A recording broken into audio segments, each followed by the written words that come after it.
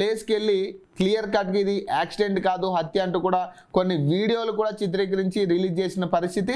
దీనికి సంబంధించి అటు నోటీసులు కూడా జారీ చేసింది జీవి హర్ష్ కుమార్కి. అలాగే కేఏ పాల్ విషయంలో కూడా పలు ప్రెస్ మీట్లు ఆయన చెప్తా ఉన్నారు, ఖచ్చితంగా ఇది కూటమి ప్రభుత్వం చేసిన హత్యలాగా మనం చూడాలంటూ ఆయన కొన్ని ఆరోపణలు చేయడం జరిగింది ఆ ప్రెస్ మీట్కి సంబంధించి. అవి లేదంటే నాకు రియాక్షన్ రాని పక్షాన ఖచ్చితంగా నేను కోర్టుకి వెళ్తానంటూ కూడా ఆయన గతంలోనే ఆయన ఛాలెంజ్ చేసిన పరిస్థితి.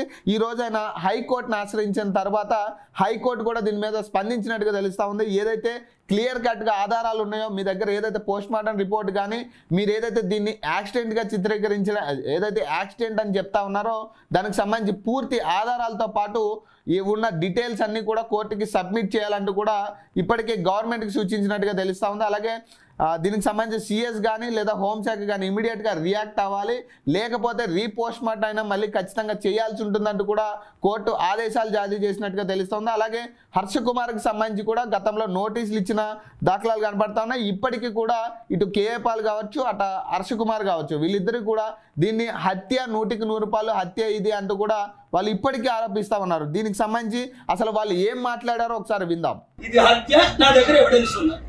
పోలీస్ ఆఫీసర్ చెప్పింది, ఫ్యామిలీ చెప్పింది, పోస్ట్ మార్టం చెప్పింది, ఫ్రెండ్స్ చెప్పింది. Freedom of speech. Where is this investigation going on and how they released illegal videos, Your Honor? Before the investigation is completed. And I told him, Your Honor, I just came yesterday from Europe after a successful global summit. And the Honorable CJ asked about summit, about what leaders are concerned, and a successful peace summit, which again I have next week. So the Honorable CJ understood the seriousness of this, how it is ruining Andhra Pradesh image, how it is ruining Indian image, how it is ruining police image, how it is ruining India globally, and how important it is to be accountable.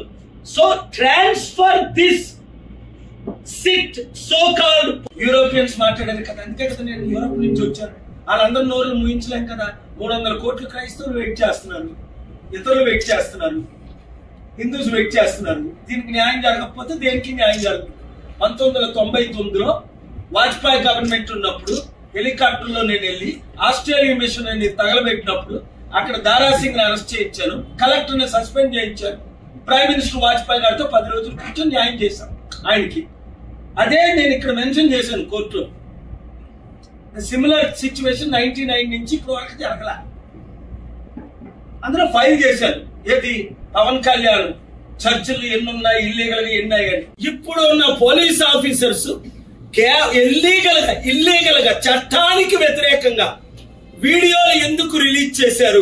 మేము చేయలేదని అప్పుడు అన్నారు, మరి ఇప్పుడైతే ఏమంటున్నారు? అదే footage చూపించి investigation close అయింది అంటున్నారు. ఫ్రెండ్స్ అందరికీ నమస్కారం. ప్రవీణ్ పగడాల విషయంలో మన యొక్క భావాల్ని, మనం చెప్తున్న విషయాల్ని ఏమీ పట్టించుకున్నట్టుగా ప్రభుత్వం కనబడటం లేదు. ఐజీతో కేసు క్లోజ్ చేసినట్టుగా యాక్సిడెంట్ కేసు అని చెప్పినట్టుగా మనకు కనబడింది తప్పితే దాని తర్వాత వాళ్ళు గవర్నమెంట్లో పెద్దలు కానీ